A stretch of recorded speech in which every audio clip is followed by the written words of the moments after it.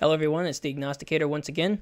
I wasn't really planning on making a video today, but I think I have to. I just found this article, I missed it somehow, so sorry I'm a little late on this. But feminism has officially jumped the shark. There's a lady by the name of Sarrah Le Marquand who writes for the Daily Telegraph in Australia, and she has some really ridiculous things to say in her most recent op-ed. I just wanted to go through that with you guys. Yeah, let's switch over. It should be illegal to be a stay-at-home mom. So let's go through this article. Probably just going to read it and comment as we go. There's one issue guaranteed to trigger hysteria across the nation every time it comes up in the news, and it has nothing to do with Pauline Hanson, the international terrorism, or Married at First Sight. I don't know what those are. Those must be cultural references in Australia. It's the topic of stay-at-home mums, more specifically the release of any data or analysis that dares recommend Australian women should get out of the living room, kitchen, nursery, and back into the workforce. So the outcry has been predictable in the wake of the Organization for Economic Cooperation and Development, OECD, report, which had the audacity to suggest that stay-at-home moms would be better off putting their skills to use in paid employment. Quote, one of the areas of greatest untapped potential in the Australian labour workforce is inactive or part-time working women, especially those with children, concluded the landmark study. There are potentially large losses to the economy when women stay home or work short part-time hours. Right on cue, hysteria ensued, with commenters from coast to coast howling in indignation at the very idea that the uppity OECD would insinuate Australia might have a tiny bit of a problem with our female workforce participation rates. For days, you couldn't walk past the television, radio, or computer screen without encountering a defensive rant about how the most valuable work a woman can do involves nappies, Play-Doh, and a strict adherence to only leaving the family home during the hours of 9 a.m. to 5 p.m. to attend a playgroup or a similar non-work sanctioned activity. First of all, okay, I get what you're saying. The economy probably would be a bit stronger if we had more women in the workforce and less women stayed at home. but to suggest then that's the only factor, that's the only thing that you have to be worried about, the strength of the economy. I can guarantee you that the work that these women are putting in at home is very important as well. Raising children is very important.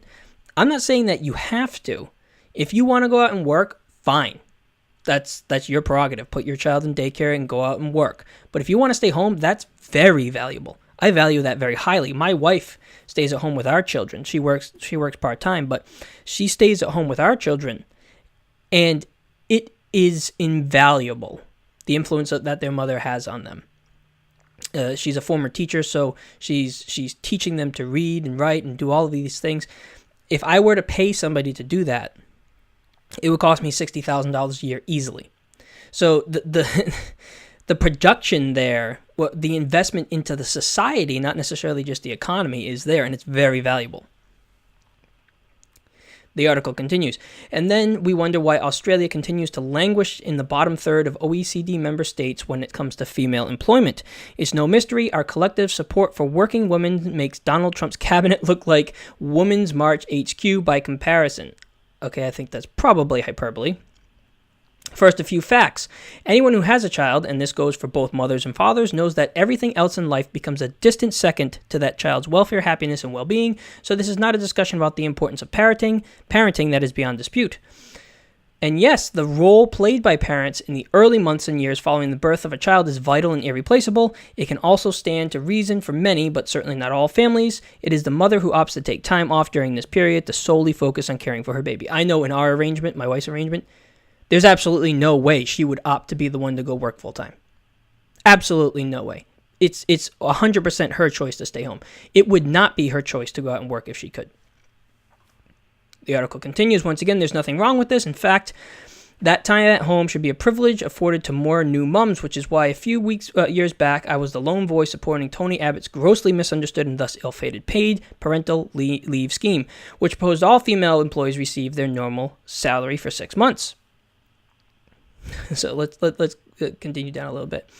Rather than wail about the supposed liberation in the woman's right to choose to shun paid employment, we should make it a legal requirement that all parents of children of school age or older are gainfully employed.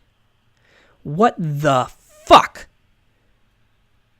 The OECD was right to criticize the double standards applied to Australia's work search rules regarding welfare benefits. While young people face strict criteria when seeking to access the dole, those aged over 50 can still receive it despite not looking for a job by citing 15 hours volunteer work a week. The double standards are even greater for stay-at-home moms, with government of all persuasions traditionally wary to tackle the unfair tax concessions enjoyed by one-income households for fear of inciting voting fury.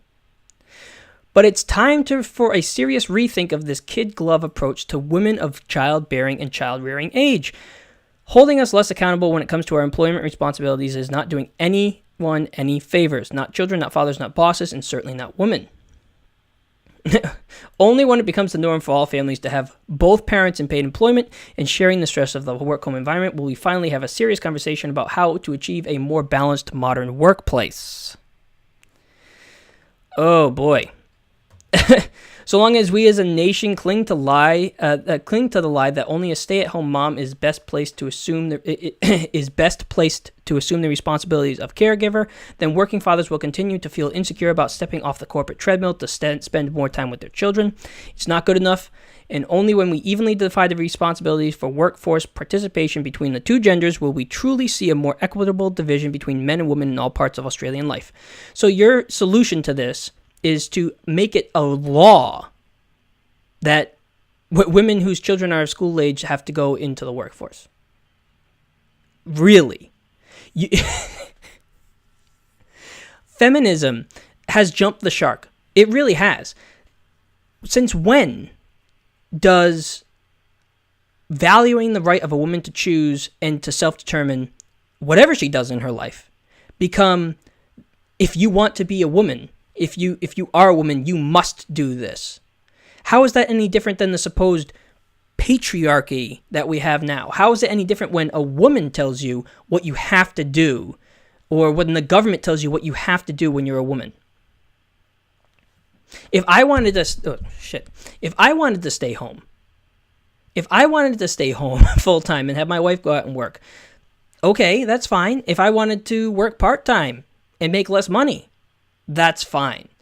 I don't understand why. Do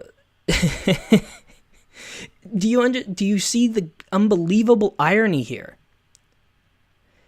Feminists are constantly harping on how women need to have a choice to be who they want to be, and yet then you have wingnuts like this who come out with these basically Marxist ideas of requiring and controlling the economy down to the point where you're making it illegal not to have gainful employment.